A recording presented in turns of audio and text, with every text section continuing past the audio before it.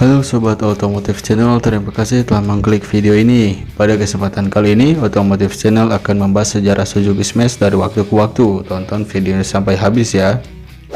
Namun sebelum lanjut, jangan lupa untuk klik subscribe dan nyalakan lonceng notifikasinya agar kalian tidak ketinggalan video terbaru dari Otomotif Channel. Si gesit irit, begitulah julukan Suzuki Smash. Sejarah mencatat motor bebek ini pertama kali diluncurkan pada 2002 lalu, dilanjut 2003 untuk versi rem cakram. Dulu kehadirannya merupakan amunisi untuk meladeni motor serupa berdarah Cina yang ditawarkan dengan harga murah. Kala itu Suzuki Smash juga sebagai produk baru pengganti Suzuki Shogun di kelas 110 cc. Sepak terjangnya bermain di kelas moped alias bebek 110 cc yang juga diisi oleh Yamaha Vega dan Honda Supra Fit sebagai motor bebek entry level. Bila ingat dulu, generasi pertamanya hadir dalam bentuk yang serba meruncing dan bodinya simple non minimalis. Untuk dapur pacu Smash ini dilengkapi dengan mesin 4 tak SOHC 1 silinder berkubikasi bersih 109,1 cc dengan bor 53,5 dan struk 48,8 mm. Di atas kertas menjanjikan power sebesar 7,7 PS pada 7000 rpm dan torsi maksimal sebesar 0,81 kgfm pada 5500 rpm. Ibarat tak ada gading yang tak retak, Suzuki Smash gen awal ini juga mendapat berbagai masukan dari para konsumennya. Utamanya masalah getaran pada bodi ketika di putaran mesin tinggi, juga desain knalpotnya yang cenderung monoton. Suzuki Smash 2005. Tak butuh waktu lama bagi pabrikan untuk mengubah Suzuki Smash menjadi lebih baik lagi. Untuk itu pada 2005 hadirlah model facelift dengan desain stripping lebih sporty dan knalpot lebih bervariasi.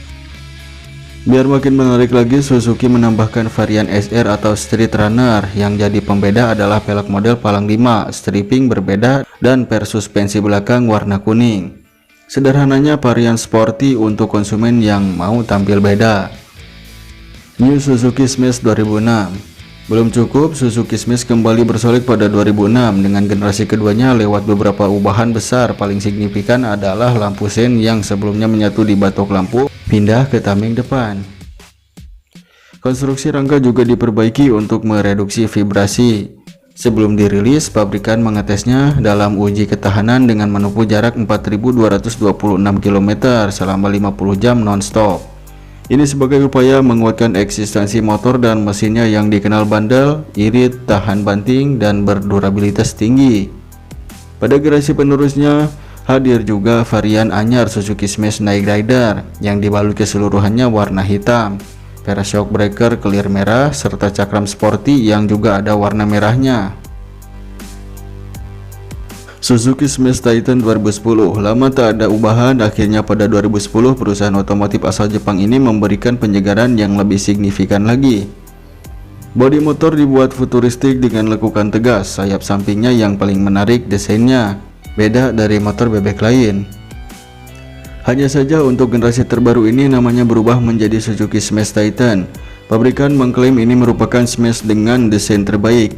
Urusan performanya ada peningkatan sedikit karena kapasitas mesinnya meningkat menjadi 115 cc, namun tetap irit bahan bakar. Suzuki Smash Shooter 2013.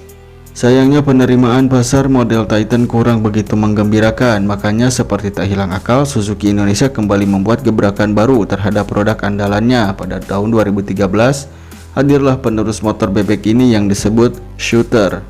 Ya, pada model ini nama Suzuki Smash tak lagi digunakan. Boleh dibilang ini merupakan suntik mati untuk model Smash pertama kalinya.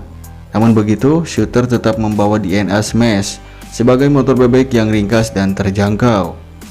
All New Suzuki Smash 2016.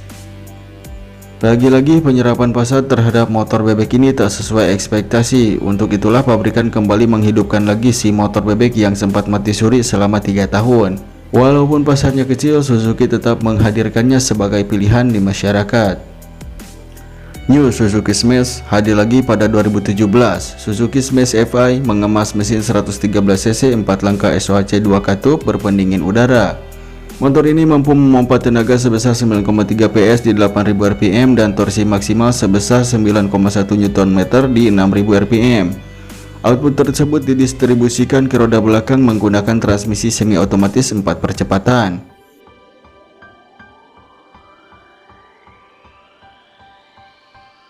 PT Suzuki Indomobil Sales atau ESIS Divisi Roda 2 akhirnya menyuntik mati motor bebek Smash FI.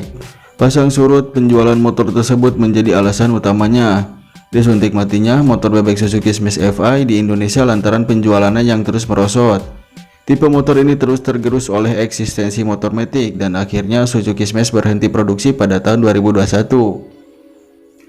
Meski sudah di stop produksi, Suzuki Indonesia akan terus menyediakan after sales untuk konsumen baik perawatan kendaraan dan penyediaan onderdil sampai minimal 10 tahun ke depan.